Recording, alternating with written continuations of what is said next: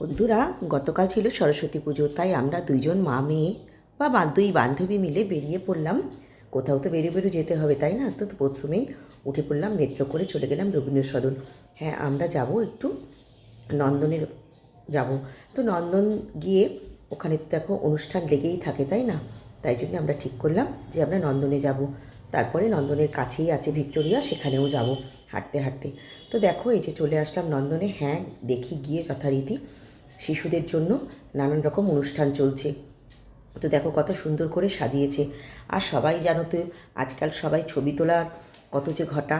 আমিও বাদ থাকি কেন, আমি আর আমার মেয়েও তুলে নিলাম অনেক ছবি, অনেক ভিডিও। তারপরে এই যে পাশের রবীন্দ্র সদন, সেখান দিয়েও যেতে যেতে একটু ভিডিও করলাম, তোমাদেরকে দেখাবো।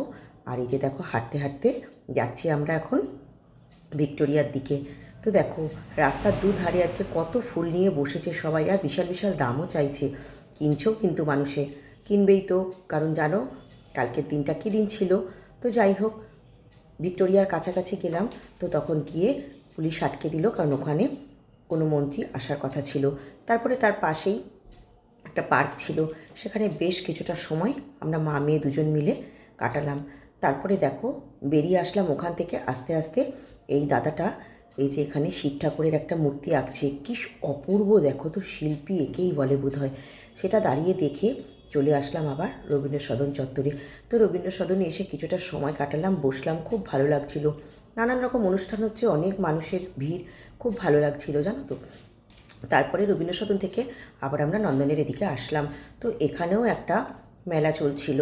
তো দেখো, নানান রকম জিনিস বসেছিল, আমরা দেখছিলাম যে কিছু নেওয়া যায় কি না, কিন্তু যদিও কিছু কিনিনি আমরা।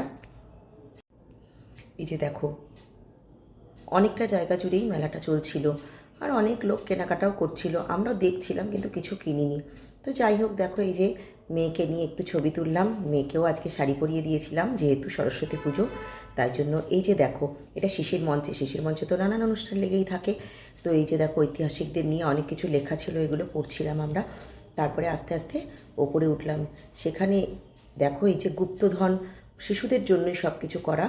তো গুপ্তধনের দেখো রহস্য, কত গুপ্তধন এখানে এরকমভাবে সাজিয়েছে বাচ্চাদের জন্য, দেখা খুব সুন্দর। এই যে দেখো, দেখতে পাচ্ছ, দেখো কত রকম মণিমাণিক্য, কত কিছু, খুব ভালো লাগছিল দেখতে। জানো তো বন্ধুরা, কোথা দিয়ে যে সময়টা কেটে গেল বলতেই পারবো না।